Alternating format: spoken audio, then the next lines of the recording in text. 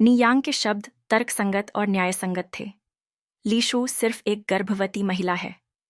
Mu परिवार के वे दोनों जिन्होंने अपनी ही बेटी और पोती को भेड़ियों को खिलाने के लिए फेंक दिया था, क्या वे सच में किसी और गर्भवती महिला के मनोरंजन के लिए मुर्गी और मटन काटेंगे? लेकिन नी कोई हुआ स्वाभाविक रूप से दयालु है। वह मानती है कि दुनिया उतनी ही अच्छी दिल वाली है जितनी वह खुद है। उसी समय वह यह भी मानती है कि बूढ़ी म्यू लेडी और म्यू जिनबाओ ऐसे नहीं हैं, और इसके अलावा उसने एक बेटा पैदा न करके म्यू परिवार को बदनाम किया था। अब वह बूढ़ी म्यू लेडी और म्यू जिनबाओ पर सवाल उठाने की हिम्मत कैसे कर सकती थी? नी कोई हुआ ने तुरंत नियांग का मुंह ढंक लिया। यांग यांग, तुम ऐसी बकवास नहीं कर सकती। वे तुम्हारे दादा दादी और तुम्हारे पिता हैं। तुम एक बेटी के रूप में उनके बारे में इस तरह कैसे बात कर सकती हो? यह सिर्फ एक मुर्गी है ना?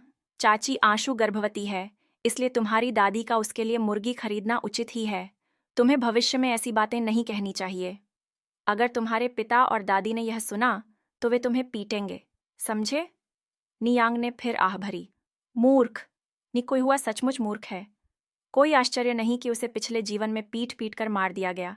नियांग ने आह भरी।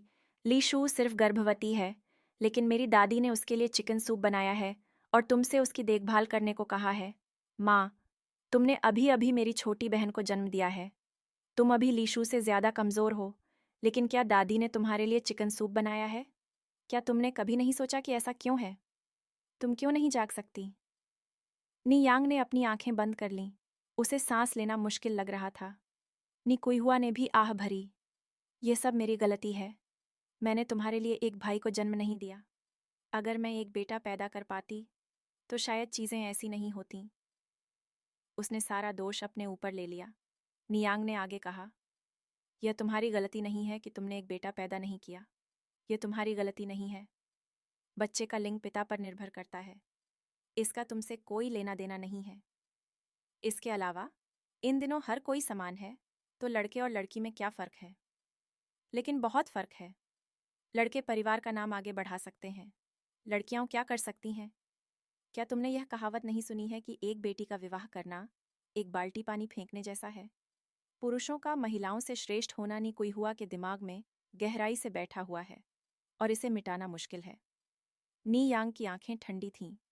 माँ, तुम भी एक महिला हो। तुम महिलाओं को नीचा नहीं दिखा सकती।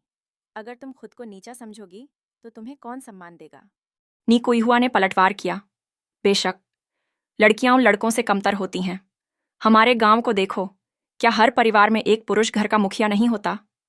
यांग यांग, तुम अभी छोटी हो और यह सामान्य है कि तुम इन बातों को नहीं समझती। जब तुम्हारी शादी हो जाएगी और तुम्हारा अपना परिवार होगा, तब तुम समझोगी। नियांग ने अपनी आंखें बंद कर लीं। अभी जो जिद्दी है वह तुम हो। कौन सा कागज? नी कोई हुआ चकरा गई। वह अनपढ़ है और औपचारिक शिक्षा की कमी है। उसे कैसे पता होगा कि जिद्दी होने का क्या मतलब है? नियांग ने आह भरी। जाने दो। वैसे भी नी कोई हुआ जल्द ही वास्तविकता देखेगी। इस बिंदु पर और अधिक बात करने का कोई फायदा नहीं है। यह देखकर कि नी यांग ने आगे बात नहीं की, नी कोई हुआ ने कहा, यांग यांग, मुझे माफ करना। तुम्हारे कमरे पर तुम्हारी चाची आशु का कब्जा है, तुम्हारी दादी के आदेश के अनुसार। तुम्हें अभी के लिए लकड़ी के कमरे में रहना पड़ सकता है। मुझे माफ करना। मैं तुम्हारी रक्षा करने में विफल रही। तुम्हारी माँ सक्षम नहीं है। नी यांग ने नी कोई हुआ के चेहरे से आंसू पोंछे। उसकी आवाज सपाट थी। ठीक है माँ, मुझे डर नहीं है। रो मत। यह सिर्फ लकड़ी का कमरा है। डरने की क्या बात है? आखिरकार वह वहां ज्यादा देर नहीं रहेगी। नी कोई हुआ ने नी यांग की ओर देखा। यांग यांग, तुम्हें अपनी दादी से भी नाराज नहीं होना चाहिए। बात बस इतनी है कि हमारे घर में पर्याप्त कमरे नहीं हैं। यह मेरी भी गलती है। अगर मैं तुम्हें एक भाई दे पाती तो तुम्हें ये अपमान नहीं सहने पड़ते और तुम्हें स्कूल छोड़ना नहीं पड़ता। नियांग केवल 17 साल की, पहले ही स्कूल छोड़ चुकी थी। ऐसा नहीं था कि परिवार ने यांग की पढ़ाई का खर्च वहन नहीं कर सकता था। यह बूढ़ी लेडी म्यू थी जिसने उसे जारी रखने की अनुमति नहीं दी थी। बूढ़ी लेडी म्यू की नज़रों में नियांग एक हारी हुई शर्त थी। वह हारी हुई शर्त पर पैसा क्यों बर्बाद करेगी? नी कोई हुआ ने सोचा, अगर उसका एक बेटा होता तो बूढ़ी लेडी म्यू निश्चित रूप से ऐसी नहीं होती। हाय, यह उसकी अक्षमता है। अपनी बेटी को उसके साथ दुख सहने के लिए मजबूर करना। नी यांग ने कहा, यह तुम्हारी गलती नहीं है माँ। सच में यह तुम्हारी गलती नहीं है। नी कुइहुआ ने अपने आंसू पोंछे और पका हुआ चिकन सूप का बर्तन उठाया। मैं जाकर यह चिकन सूप तुम्हारी चाची आशु को दूंगी। तुम अपना मुंह ठीक से साफ कर लेना। अपनी दादी को यह पता न चले कि तुमने सूप पिया है। अगर बूढ़ी लेडी म्यू को पता चला कि नियांग चुपके से चिकन सूप पी रही थी, तो वह निश्चित रूप से नियांग को पीट पीट कर मार डालेगी। मुझे याद है पहले मैडम म्यू ने एक बार नियांग को अधमरा कर दिया था। नी कुइहुआ चिकन सूप लेकर लीशू के कमरे में गई। चिकन सूप देखकर लीशू हंसी। बहन कुइहुआ, मैं तुमसे कोई औपचारिकता नहीं रखूंगी। नी कुइहुआ हंसी। हम सब परिवार हैं, शिष्टाचार की कोई जरूरत नहीं। हालांकि एक पूरी मुर्गी और चिकन सूप का एक बड़ा कटोरा था, लीशू ने इसे आसानी से अकेले ही खत्म कर दिया। क्योंकि इस युग में लोगों को आम तौर पर ज्यादा खाने को नहीं मिलता था, उन सभी की भूख अच्छी थी।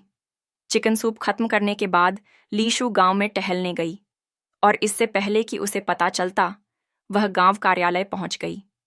वह गांव कार्यालय क्यों गई?